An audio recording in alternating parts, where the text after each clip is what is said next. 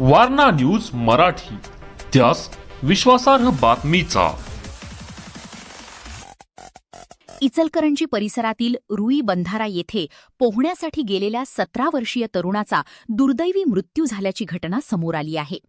काल दुपारी पाण्यात बेपत्ता झालेल्या या तरुणाचा मृतदेह मंगळवार दिनांक 21 रोजी सकाळी 6:30 वाजण्याच्या सुमारास पाण्यावर तरंगताना आढळून आला. मिळालेल्या माहितीनुसार तौहीद हनीफ पठाण, वय 17, राहणार रेणुकानगर, यड्राव फाटा, इचलकरंजी, हा आपल्या मित्रांसह सोमवारी दुपारी रुई बंधारा येथे पोहण्यासाठी गेला होता. त्यावेळी पाण्यात उडी मारल्यानंतर मी पुढे मोहरीच्या दिशेने पोहून येतो असे सांगून तो पुढे गेला. मात्र काही वेळानंतर तो परत वर आला नसल्याचे लक्षात आले. घटनेची माहिती मिळताच रुई इंगळी गावचे पोलीस पाटील नितीश तराळ यांनी तात्काळ घटनास्थळी धाव घेतली. स्थानिक नागरिकांच्या मदतीने शोधकार्य सुरू करण्यात आले. तसेच त्यांनी पाटबंधारे विभागाशी दूरध्वनीवरून संपर्क साधून परवानगी घेत रुई येथील बंधाऱ्यावर बर्गे लावून पाण्याचा प्रवाह कमी करण्याची कार्यवाही केली. रुई बंधाऱ्याजवळ पाण्याचा वेग अधिक असल्यामुळे अशा घटनांमध्ये मृतदेह पाण्याच्या प्रवाहासोबत दत्तवाड, नरसिंहवाडी या परिसरात वाहून जाण्याची शक्यता असते. मात्र पाण्याचा प्रवाह कमी करण्यात आल्याने संबंधित तरुणाचा मृतदेह बंधाऱ्याजवळच आढळून आला.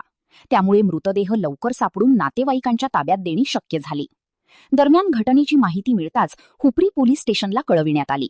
पोलिसांनी घटनास्थळी पंचनामा करून मृतदेह पुढील तपासणीसाठी हुपरी ग्रामीण रुग्णालयात पाठवला.